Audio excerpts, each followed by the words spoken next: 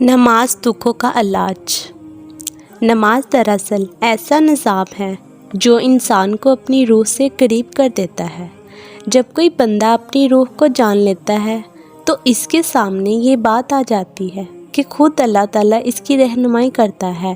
اب آپ اس بات کا اندازہ لگائیں کہ آپ کی ہستی اس وقت کیا ہوتی ہے اور آپ اللہ تعالیٰ کے کتنے قریب ہوتے ہیں۔ واقعہ یہ ہے کہ اس طرز عمل کی ہر تحریر اللہ کی تحریر پر مبنی ہوتی ہے۔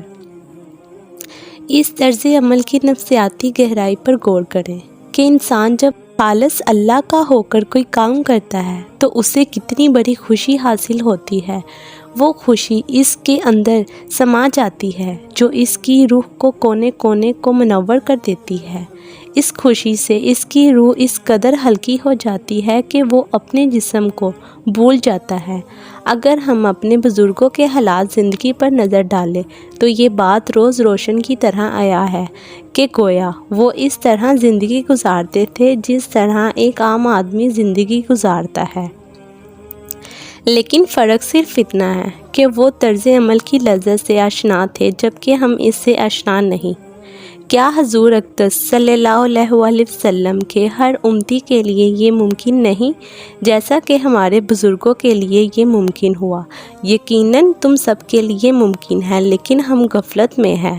ہمارے بزرگوں نے اس لذت سے آشنا ہو کر نماز اور حقیقی زندگی کی برکت سے ایک بڑی جماعت کی شکل اختیار کی، اور چند لوگوں کی جمعیت نے الٹ پلٹ کر اس کائنات کا نقشہ بدل دیا۔ مقدس کا میاں اثر عبادت کو ایک رسم بنا لیا۔ قدرت نے اس پاداش میں ہم سے سرداری اور حکمیت چھین لی۔ سوز و گداز، فقر و نظر، علم و تمنا، عجز و انکساری، علم و علم، فہم و فراست اور فکر سلیم سے ہم تہی دامن ہو گئے۔ زوئی نہ ہو تو یہی نماز اس جسم کی طرح ہے جس میں روح نہیں۔ اگر ہم اپنی نماز اللہ جل شانہ اور اس کے رسول صلی اللہ علیہ وآلہ وسلم کے بتائے ہوئے طریقے پر ادا کرتے ہیں تو پھر ہماری نمازیں کیوں نہیں؟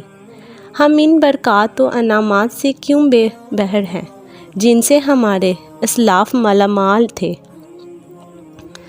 اللہ جل شانہ اس کے رسول صلی اللہ علیہ وسلم فرمان کے مطابق نماز ہمارے تمام دکھوں کا علاج اور ہمارے تمام زخموں کو مدمل کرنے کا مرہم اور درد۔ نماز تمام دکھوں کا علاج بتایا گیا ہے تو کیا یہ دکھ صرف آخرت کے لیے ہے یا دنیا میں بھی ہے؟ یوں نماز دنیا اور آخرت کے تمام دکھوں کا علاج ہے۔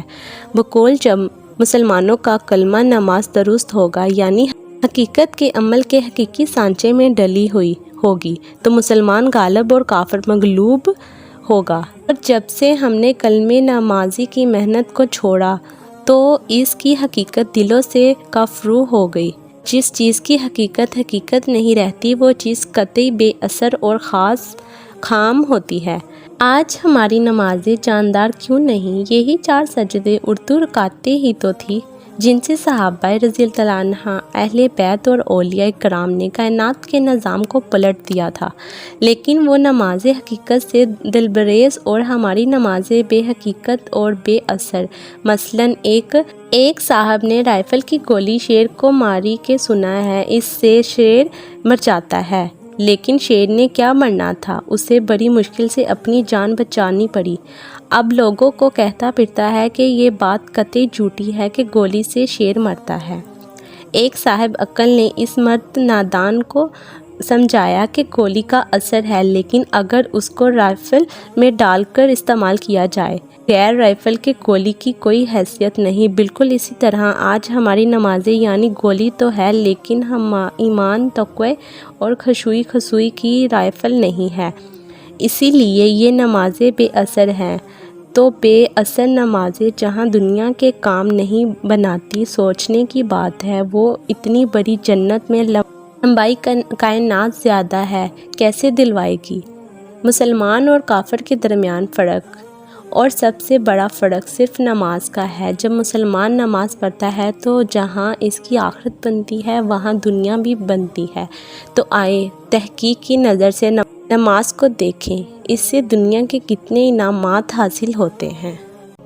میرے پیارے بہن بھائیوں سے گزارش ہے کہ پلیز میرے چینل کو سبسکرائب کر دیجیے گا اور بیل کے بٹن کو بھی دبا دیجیے گا تاکہ اس چینل پر آنے والی ویڈیوز کا نوٹیفیکیشن آپ تک پہنچتا رہے۔ شکریہ۔